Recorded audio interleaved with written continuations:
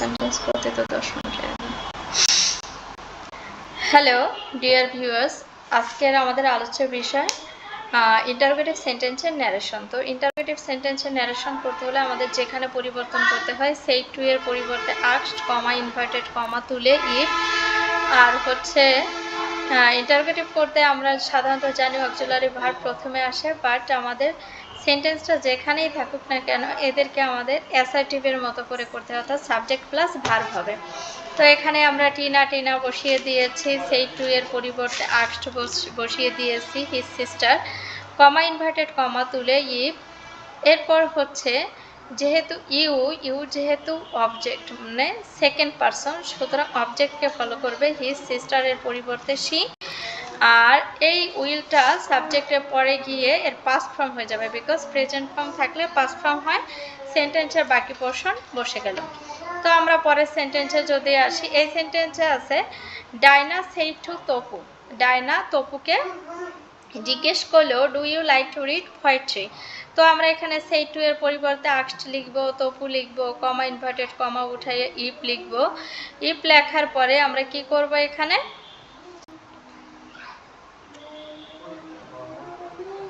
If লেখার পরে subject you যেহেতু সেকেন্ড পারসন, তপু এর প্রোনাউন হি হলো। লাইক আছে, লাইকের পাস্ট ফর্ম, কারণ প্রেজেন্ট ফর্ম থাকলে সবসময় মনে রাখতে হবে পাস্ট ফর্ম হবে liked to read poetry, to read poetry, like to read poetry. Okay, এখন আমরা পরের সেন্টেন্সে চলে যাব।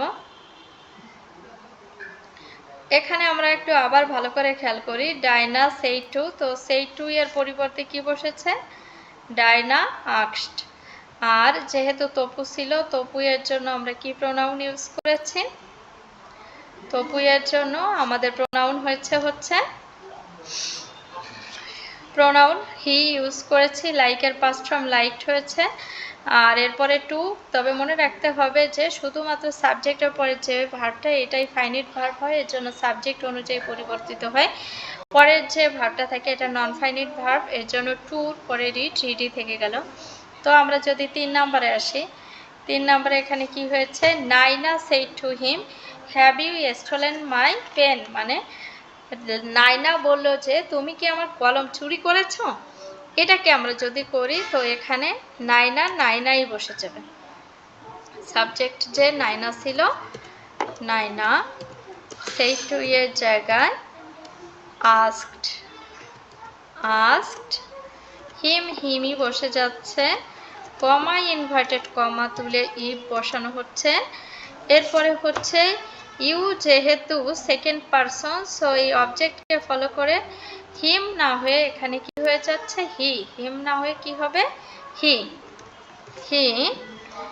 এরপর হচ্ছে হ্যাভটা আগে ছিল সাবজেক্টে, এটা পরে চলে আসবে। আর হ্যাভটা যেহেতু প্রেজেন্ট ফর্ম ছিল, এটা পাস্ট ফর্ম হয়ে যাবে হ্যাড স্টোলেন। তো হ্যাডের পরেও ভার্বের পাস্ট পার্টিসিপলই বসে। মাইটা যেহেতু ফার্স্ট পারসন, সেহেতু এই যে রিপোর্টিং ভার্বটা আছে, রিপোর্টিং ভার্বের সাবজেক্টকে ফলো করবে। নাইনা যেহেতু একটা মেয়ে মানুষ, তো মেয়ে মানুষের পসেসিভ হবে হচ্ছে কি her pen.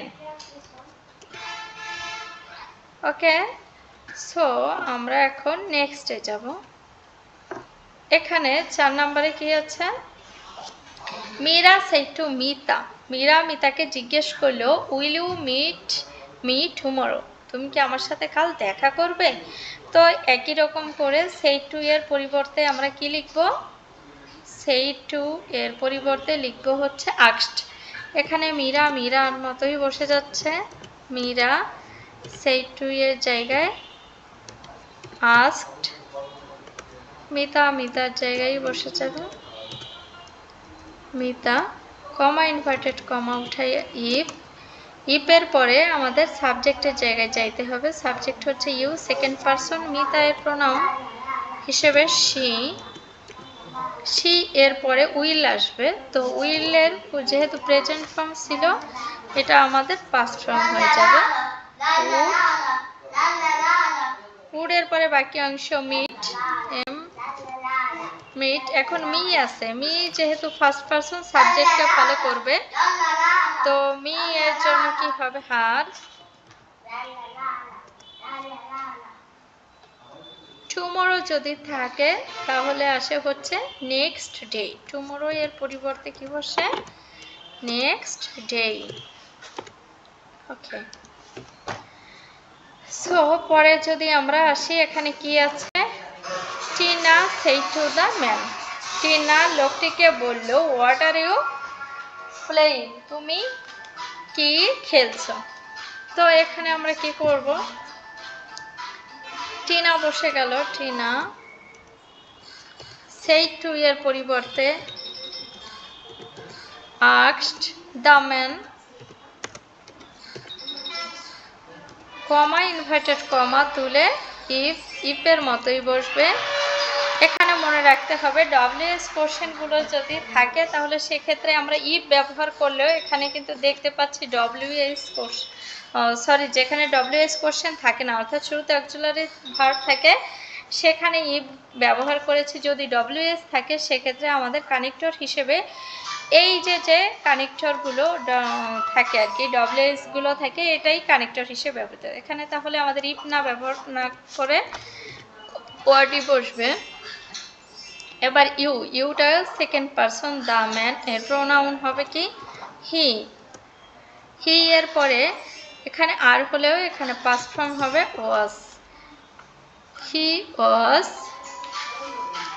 Playing, what he was playing, অর্থাৎ সাবজেক্ট প্লাস ভার্ব বসে। ইনডিরেক্ট করার সময় যেহেতু সেন্টেন্সটা অ্যাসার্টিভ হয়ে যায় সাবজেক্ট প্লাস ভার্ব। এবার Rana said to me where do you live, এক্ষেত্রেও আমরা কি করব, রানা রানা এর মতো করেই বসে যাবে রানা। তো সেই টুর জায়গায় কি বসবে আক্সড, আক্সডের পরে মি ছিল মি বসে যাবে, এখানে কমা ইনভার্টেড কমা তুলে যাবে, কিন্তু যে ইটা আছে আমাদের যে ডব্লিউএসটা আছে এটাই কানেক্টর হিসেবে ব্যবহার করব। ডু এর কোনো ব্যবহার নাই, ইউ এর জন্য অবজেক্ট ফলো করতে হবে, অবজেক্ট মি আছে, মি না হয়ে আই হবে। লিভটা প্রেজেন্ট ফর্ম ছিল, এটা হয়ে যাবে কি পাস্ট ফর্ম, এরপরে ফুল স্টপ। তো আমরা এবার পরের সেন্টেন্সে যাব। পরের সেন্টেন্সে এখানে রিনা said to me who are you, তো তেমন করেই রিনা এর মতো করে বসে যাবে। সেই টু এর জায়গায় হচ্ছে আস্কড বসবে, আস্কড মি কমা ইনভার্টেড কমা বসিয়ে এখানে হচ্ছে হু বসবে, হু। এরপরে সাবজেক্ট আছে ইউ না হয়ে কি হবে আই, আর না হয়ে কি হয়ে যাবে ওয়াজ, কারণ আই এর পরে তো আর ওয়ার বসবে না, এখানে ওয়াজই হবে। সো এখন পরের লাস্ট যে সেন্টেন্সটা আছে এখানে আছে রিনা said to me who are you, Rina asked me who I was। একদম লাস্ট সেন্টেন্সের ক্ষেত্রে আছে হচ্ছে অনু said to me, অনু আমাকে বলল whose pen is it, এই কলমটা কার।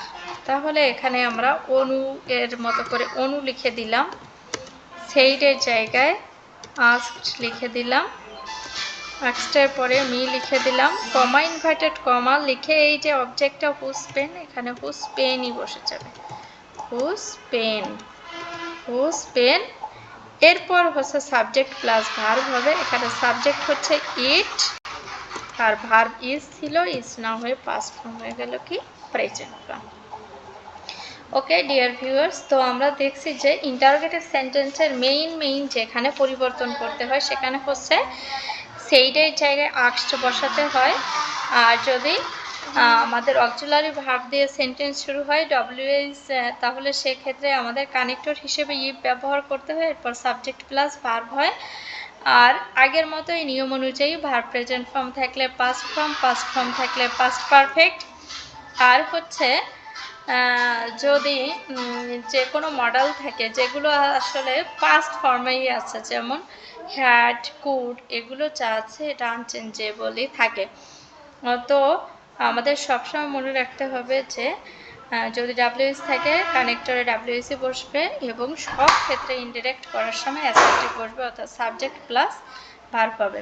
তো সবচেয়ে বড় কথা হচ্ছে ইংরেজি গ্রামার হচ্ছে এমন একটা জিনিস যে যত বেশি এক্সারসাইজ করবে সে তত বেশি বুঝতে পারবে। আমি এই সবগুলো ক্লাসই একবারে একটা ক্লাসে তুলে নিয়ে আসব, কিন্তু আলাদা আলাদা করে করানোর একটাই মানে হচ্ছে যে এভাবে যদি করা হয় তাহলে দেখা যাবে বিষয়টাকে একদম পুরো পরিচ্ছন্ন একটা ধারণার মধ্যে আনা হলো। আর যখন একদম এই ছোটোখাটো বিষয়গুলো যখন কেউ বুঝে যায় তখন একটা ক্লাসেই সে বুঝে, কিন্তু যে বেসিকটুকুনি না জানে তার পক্ষে তো এক ক্লাসেই সব কিছু করা সম্ভব নয়। তাহলে আমাদের এই যে ন্যারেশন মানে গ্রামার পর্বের যে ক্লাসগুলো আছে এখানে ফলো করলে আশা করা যায় যে কোনো একাডেমিক সেশন থেকে শুরু করে যে কোনো যে কম্পিটিটিভ এক্সামগুলো আছে এখানে নিঃসন্দেহে এবং নির্ভুল উত্তর দেওয়া সম্ভব হবে। ধন্যবাদ সবাইকে।